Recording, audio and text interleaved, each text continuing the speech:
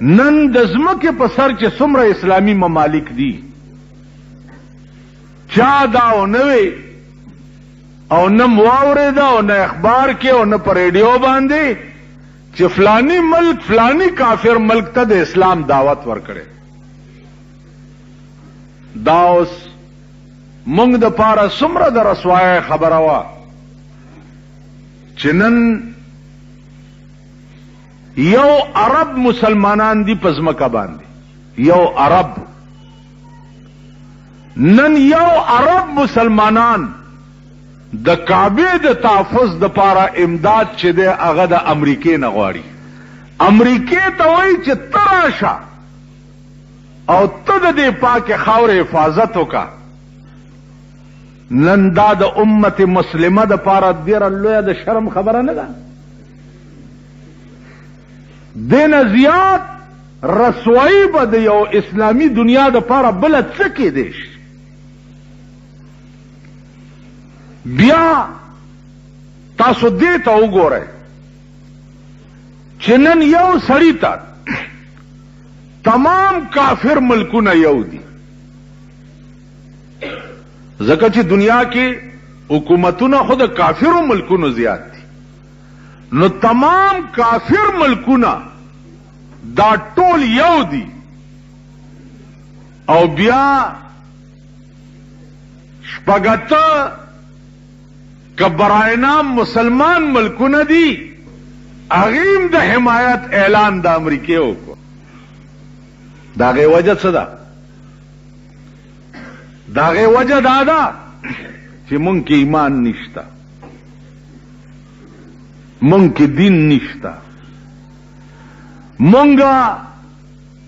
کې که ایمان وی نو نن هغه کربلا چې دا ټوله دنیا یې مني، هغه امام حسین چې دا ټوله دنیا مسلمانان یې مني،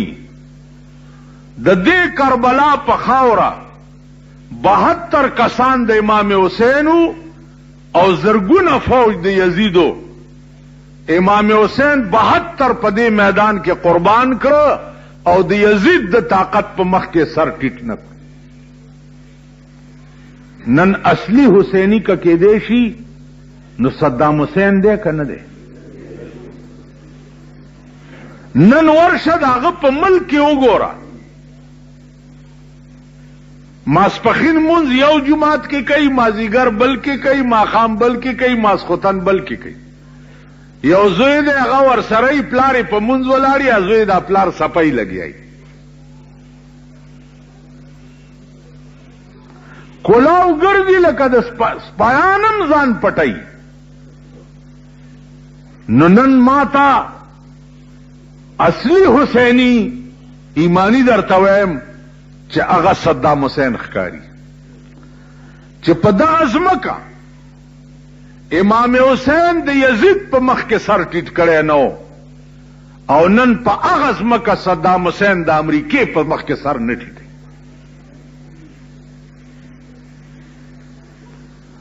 نن زما ملک روان دی امن میشن باندې.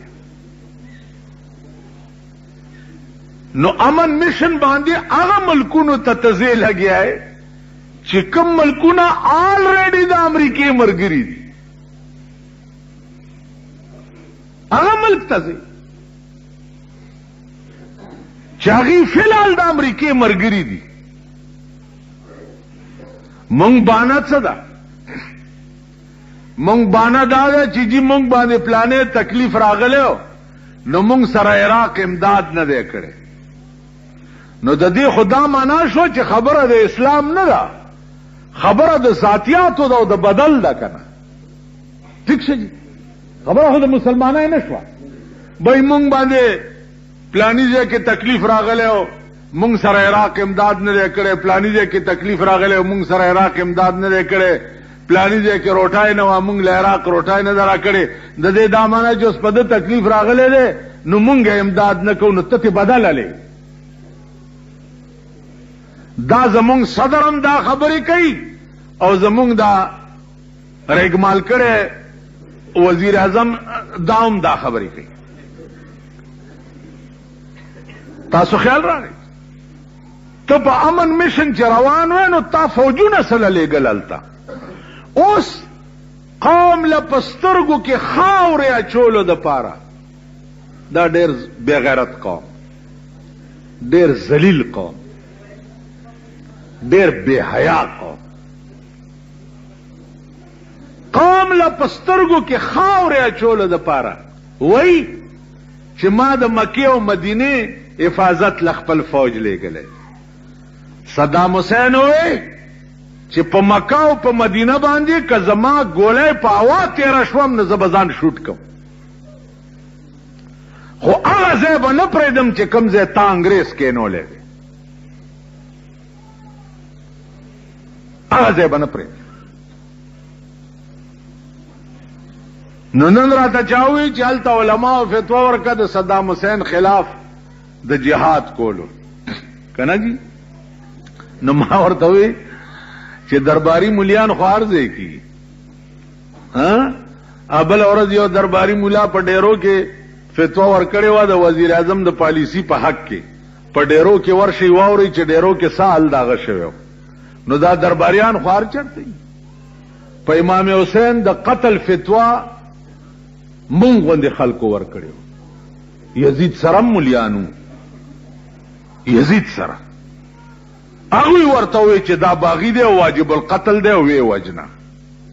نو درباریان خو هر ځای کېږي بیا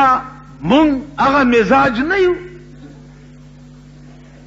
چې سړی مړ شي او په قبر کې کېږدي 14 سنې راته پته وي چې د ده نه لوی ارامي بل چېرته نه و 14 سنې راته پته مونږ د هغه په قبر باندې الحمد او قل هو وایو که نه تبارک الذي پې وایو که نه بیا د زیارت په ورځ ورپسې ختم کوو که نه کوو 3 سپارې ورپسې بهو که نه بهو نو دا خو هر چېرته یي نو هر ځای کې تاسو خیال راغی پرون راته چا وایي د لاهور شاهي مسجد خطیب داسې ویلي او داسې ما هغه به داسې او داسې ولې نه وایي د جماعت امام دی حکومت والا 20 ګریډ ورکړی دی 20 ګریډ په 20 ګریډ کې د لاهور د شاهي مسجد امام د 20 ګریډ افسر دی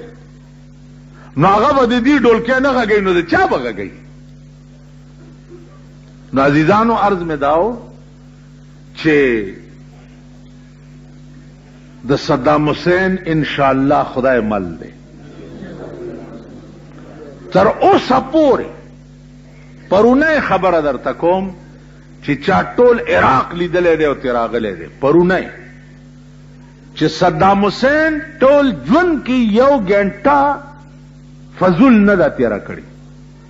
په لکونو بورۍ د شګو ډکې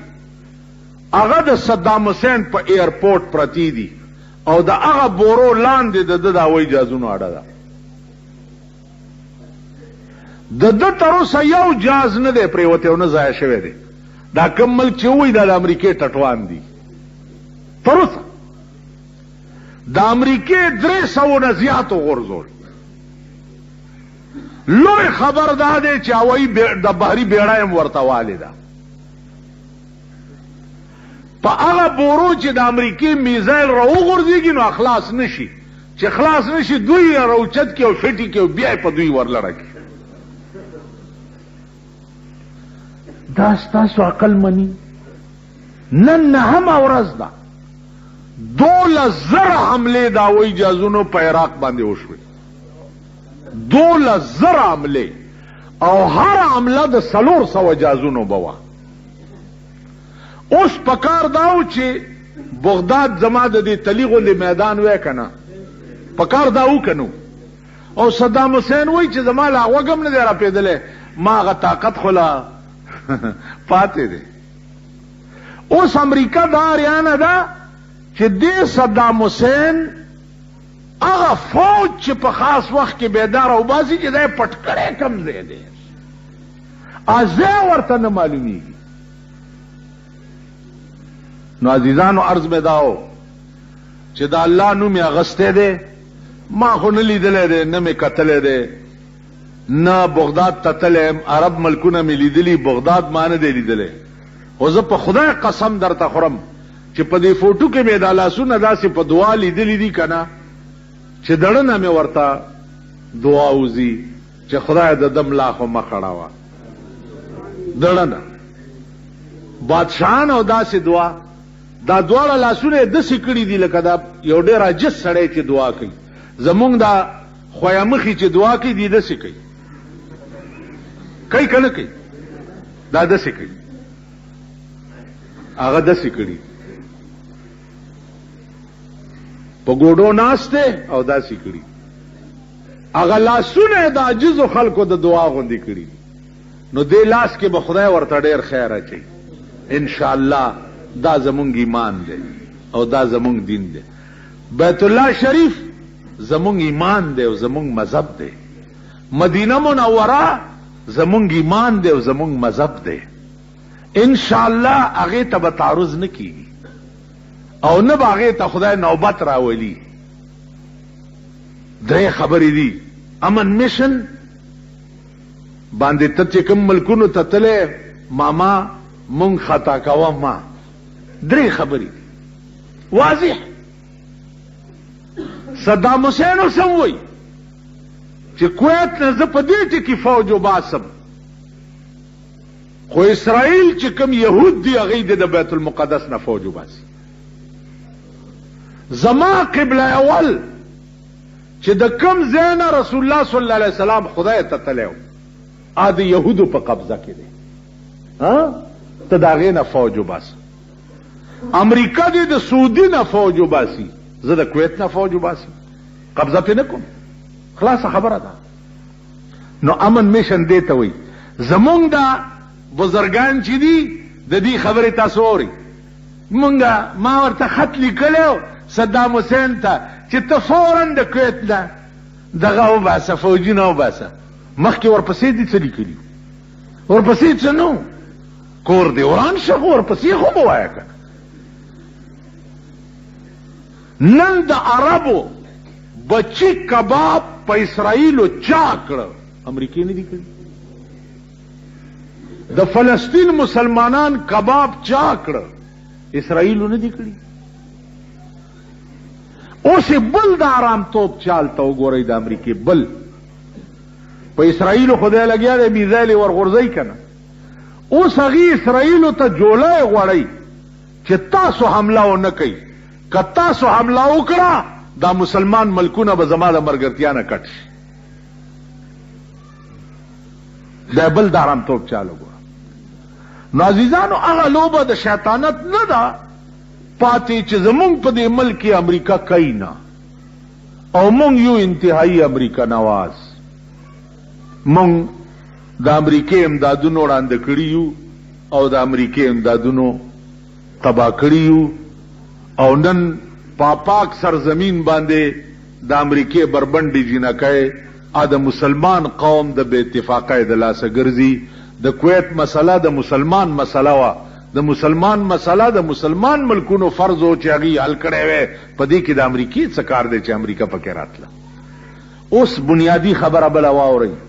اخیری کویت معاهده شوې وه د امریکې سره چې دا د تیلو کوی به زه تاله در کوم په لیز یې ورکړي